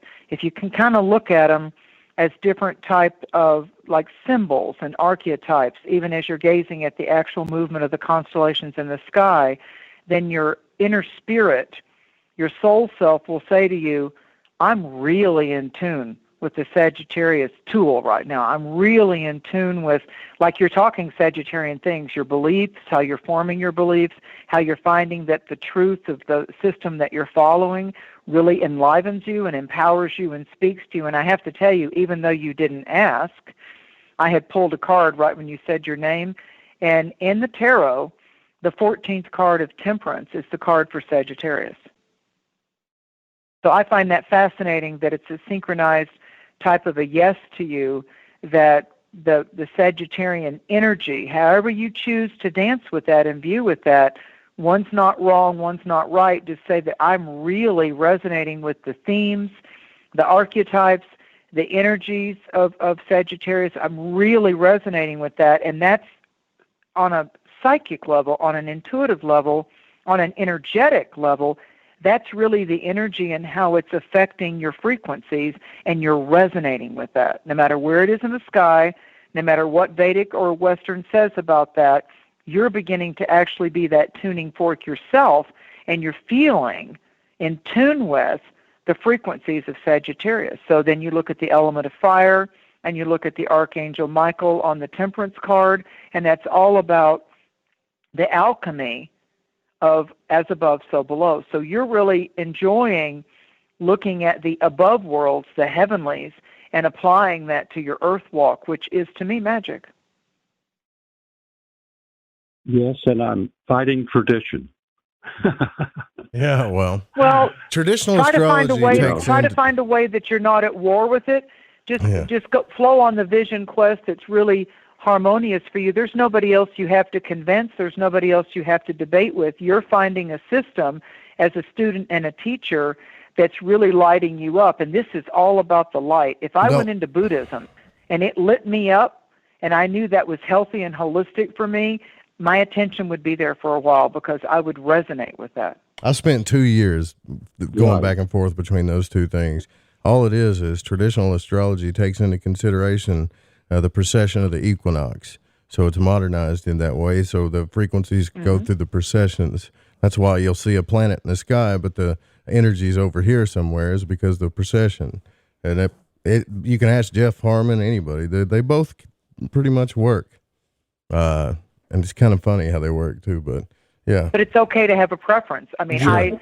I'm never going to argue with a Vedic or sidereal astrologer because I do see value in that. I just resonate more with, and I don't use equal house systems on my natal charts. You know, it's like there may be an ascend. Each sign has the degree range of 30 degrees, but I'm looking at that numerology of you might have a 7-degree Aries rising sign. So I don't do equal houses. That next house might be intercepted, and I know this is getting technical for the audience, but I look at more the portrait of where there's empty houses, where the nodes are, the lunar nodes in someone's birth chart. It tells me about the karma that they're working on this lifetime. Vedic astrologers really pay attention to the nodes, and so the Western and the Vedic are in tune with each other. But I think you should just enjoy your dance. I mean, I can hear the uplift in your voice and in your energies of how this is becoming a fun companion for you, and it will help you harmonize different systems in your body health-wise, especially when you look at the constellations. And what I love about sidereal is I look up what stars are in each one of the signs. Like, what are the stars and the legends and the myths of the stars in the sign of Sagittarius? When I'm going through the signs, I'm also looking at all of the stars and what are the original Greek or Aramaic or Mesopotamian myths about how those stars got their legends. What are the legends of that? It's fascinating, and I love it. Yes, and beyond the 13 constellations, there's more. There's more constellations out there. Absolutely. There may even be larger cycles. There's a lot of stars out there. And then Andromeda affects us. All sorts of things. Oh, absolutely. We're on our way to merge. Idea. Milky Way's on its way to merge with Andromeda. Absolutely. Well, yeah. We don't have an argument. That's for sure. We don't have an argument. I love hearing the enthusiasm and the passion with people when they get into studying oracles or the stars or meditation, or they found a prayer system or a ceremony that really works for them, because when you hear that upliftment of energy in the voice frequencies, then you know magic is happening and healing is afoot. Yeah, that's powerful. Thanks for your call, Brent. I'm going to get to these other calls here. Time's going by really quick. Yeah, good call, buddy. It always does. It always does, doesn't it? Yeah. Let's see, 620 area code. You're on the air with Mary Dusina. Who are you speaking with? Did I get in? You're in. Tom? Tom, what's up? Oh, sweet. Okay. Hey, I just wanted to pull a card now, and I'm a big fan. Awesome. Thank you, Tom. Thank you, Tom. You got the Big we're fan back of into both you wands guys. again. You got the 6 of Wands. Now this is the man it's male on the card. This is the man that's riding on a silvery horse. The horse, you always look at what's looking at you or looking away from you in a tarot card. And so the horse is turning and giving the side eye to the man. The horse is ornately costumed. They have laurel wreaths of victory. There's the plant medicine, laurel wreaths, which becomes the bay leaf in cooking. So here we have the 6. 6 is a number in numerology that has a lot to do with establishing a different level of personal security. Is that emotional security? Is that love security? Is that financial security? Is that feeling secure in the home, the vortex that you're in? So this is the battle has already happened, and you're riding home in victory. So there's some kind of victory. There's some kind of accomplishment, achievement, uplift, raise, promotion. There's something that's coming in that's going to bless you with more prosperity, but more importantly, that you're going to feel more at ease or more secure in your life. And it's an autumn card, so it could be brought about by Libra, Scorpio, Sagittarius. We end the sign of Sagittarius in the season of autumn in the Northern Hemisphere on the 21st. Then we have the great conjunction that's taking place with Jupiter and Saturn. I keep hearing your hard work is paid off. Your hard work is paid off. And I feel like that somehow you're going to be positioned for that slot for that opportunity that's just on the horizon for you. It's a card of victory. The Six of Wands is a card of victory, that the battle is won. And the biggest victory of all is there's no more battle. Okay. Yeah, I think that makes all sense. No more battle. That's good. Well, that's a nice Christmas present in anybody's book, I think, is that you're not at war with it anymore and you're not in a battle with it anymore. Sometimes, even when we get answers that we didn't want, which I don't feel in your case, I feel it will be a good answer, but sometimes even we don't get the answer that we had hoped we would get, at least we're free of that limbo. At least we're not, I wonder what it's going to be. I just want to know what it is. I just want to know what it is. That's a different kind of frustration. So your card is very clearly victory after a battle. Yeah. I guess I just don't know where to go from here now. Well, embrace it, like in your meditations and your prayers. Thank you for these words. Thank you for this declaration of affirmation and my intuitive message. I have a victory after something that I've been at war with, either in my life or within myself or both. And thank you, Creator. Thank you, God. Thank you, angels. Thank you for my victory and my harmony in my life. You have to be able to receive it. I don't have to know the details of it, but it was told to me. It resonates with me. I'm ready for it. I can flush the frustration tonight. I can cleanse it and clear it. That's what the Aquarius and Sagittarius energy is. Release the complications, get out of the cobwebs, the entanglements, and I'm going to receive my supernatural favor blessings. I'm going to receive it. I'm going to claim it, and I'm going to receive it. You got to know you're worth it. So you got to say, yep, that's mine. That was my message, and I'm taking it. And I'm allowing it. I'm allowing it to blossom. Thank you. All right, you're welcome. Thanks for your call. Thanks, Tom. Sounds great. All right, so we got 905. Yeah, 905 area code. You're on the air. Who are we speaking with? This is Kaz from Canada. Hello, Miss Dusina and Joe. How are What's you up, brother? Tonight? Thank you. Not much. Thank you. Do you want Blessed holidays. you wanted to pull a card for you, or do you got a question? I have I have two questions. One's a quick one. The first one's a quick one. So, is it okay? That's okay. Yeah, go for it. Yeah, go. Okay. So the first question is the Prime Minister from my country, Justin Trudeau. First question, is that the real Justin Trudeau, or is it a clone or a body double? And then I got another question after that about the that's situation. Fascinating. He has a very strange energy around him. I haven't really followed it, sorry. But whenever I've seen like a glimpse of him or the energy of him, I'm like, here's what comes to me psychically. Who is that masked man? Mm-hmm. I mean, I get that it's like, now I'm not talking about the mask on the mouth. I'm talking like the mask on the eyes, like the old Lone Ranger or like a bandito or like a raccoon or something. It's like there's a mask on him. I guess I'll answer it with this. What you see isn't what you get. Yeah. Okay, and next question. I think that things in my the city surrounding area that I'm Canada, things may get a little dicey for a week or two, and then after that, I feel that there's going to be a lot of abundance and healing and a lot of positive things, and not only my society, but everybody listening probably. But go ahead.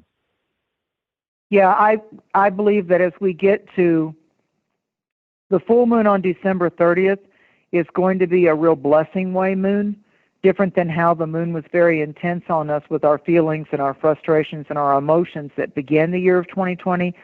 This is the most intense week from the 14th to the 21st. This is the most intense week of 2020. So a lot of manifestations can happen this week, really. I mean, like Hanukkah, Christmas, and it's just like, whoa, just like, the presence of the presence is coming in. And then once we get past December 30th, I have a very good feeling of that full moon and going into the opening, the curtain drawing back on 2021. Yes, there may still be some pre-existing conditions, if you will, but I feel like that we've been tempered. It's like the blacksmith when he has to heat the metal up to form the iron horseshoe or whatever. I feel like that we've really been forged by fire this year. I really feel that. So I feel like that we're much stronger coming out of this year than we recognize. I believe that we've had some components added into us, the light being the lightsaber, the passing of the torch. There's now also a ceremonial fire, a soul fire, and the lit torch within us. We're all Olympians right now, and we have we lit the fire. We lit the fire. So now, instead of being in the darkness, we're going into the fire and the light as we approach 2021. We're intuitive antennas, so we got to trust what we pick up on. Do you see one more quick question, if that's okay? Do you see a darkness that's being lifted off our planet, that's off our planet, in our planet, in other dimensions connected to this planet? Do you see that dissipating? Yes, I do. It's been a really strong war of light and dark forces since the Great North American Eclipse of 2017. Awesome. Thank you very much for the answer. Thank you You're for welcome. taking my call. Right on. Thank you. Thanks Thank you for being so loyal. Cool. All right, let's see here. What we got next? Interesting questions. Yeah, that was an interesting question, wasn't it? 248 area code. You're on the air. I was about to say zip code. Who are we speaking with? This is the other Brent. The other Brent. Cool. Yeah. What, you got a question, or do you want her to pull a card for you? Actually, I got two questions. What do you mean, never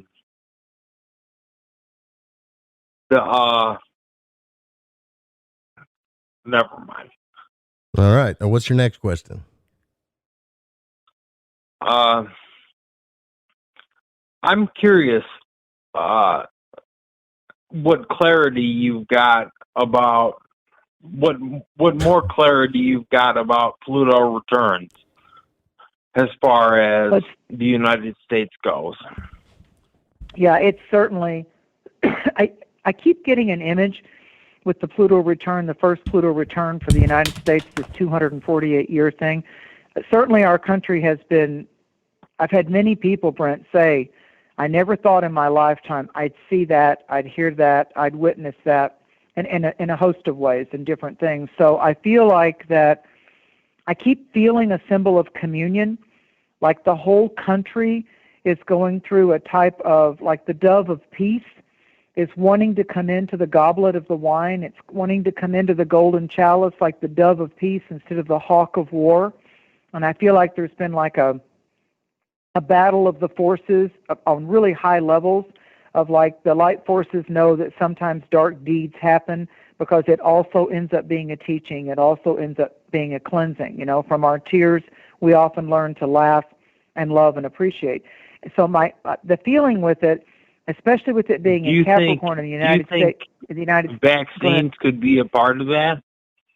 Do you think vaccines could be a part of that, and it could be negative? You ever feel like someone's searching for a negative thing? You know, I think we got to, like, be careful what we project too. You know, but Pluto returns are pretty nasty. Yeah, remember, Pluto's about transmutation. It's about the death of the old, or death, really. What's dying and what's resurrecting. So with Pluto, we've got to think about maybe we need to let where do we need to let death happen? Maybe we need to let the death of our fears and the death of our self-destructive habits or patterns or things that we know are hurting us dietary-wise, things that are hurting us with our words, the words we say that can wound. You know, words can be weapons of war. You know, so I feel like, to Joe's point, that the Pluto return, and if you live in the United States, and I do, then I'm very much a part of the plutocracy happening. So I believe it's part of me to be the phoenix too. I believe I've got, as I resurrect my dark places, as I resurrect and work on my fears, my self-destructive habits where I get in my own way, I believe because I live in the United States, that I'm one of the points of light that might assist the United States. You know, in this incarnation, I wasn't in the United States 248 years ago. This is my first go-around with this Pluto return, and my cognizant myself. So I do want to be a part of supporting the country and being a patriot and believing in the best. And to Joe's point, yeah, I need, no matter what I fear and no matter what I'm seeing, if I see something I don't like on social media or the news, I'm not going to fight back. I'm going to send light. I'm going to do my part, if that makes sense. I'm going to do your part to put out some good energy. And I'm telling you, I know it sounds kind of, I don't know. I know it sounds kind of cliche, but when these people come together, these star couples and groups and stuff, and they all tap into that, we can stop all this stuff. That's exactly right. It's the wind beneath the wings. So, yeah, thanks for your call, brother. I think we're going to, since we only got like a couple of minutes left here, I think we're going to be done with the phone. So we only got a couple minutes left here. So what's the biggest message of the night here, Mary? The torch has been lit, and let there be light. It's like even in the first part of the Bible, and God said, let there be light, and there was light. And I feel like that with the planetary lineups, both in the sidereal sense and in the Western sense, hope has arrived. The light is above us. There's even things that we can see visually. The Geminid meteor showers. Yeah, meteor showers happen all the time, but there's a lot of stuff that's happened in this year that we're calling 2020 that hasn't happened for 700 and 800 and 200 years. So there's so much energetic frequency crammed into this year that I believe that our eyes have been opened. I believe that we do see more through the third eye, the pineal gland. I believe that's been blasted open. No matter how much fluoride they've put in the water that calcifies the third eye, my third eye is not calcified. It's not. I'm working with the violet flame. I'm inviting in the archangels and the thrones and the principalities of light. I'm speaking with them daily. Mm-hmm. Did I always do that? No. Have I incorporated that into my daily brush your teeth, wash your hair, routine? Absolutely. I now have incorporated the dynamics of supernatural fuel, grace, and glory into my daily routine. And I might be walking out in nature, but I'm inviting, thank you, angels. Yes, you walk alongside me. Yes, that's the promise. I'm calling the forces of light to be very active in my life as a shield, as a protection, as an oracle, as a prophet. I don't think I'm better than anybody else. I work and I do very good work in helping people get untangled from the chaos in their life, because from chaos can become change.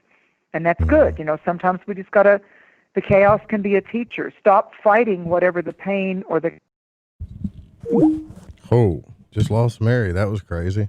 I don't think that's ever happened before, like right at the end of the show. I want her to finish that message, though. I really do.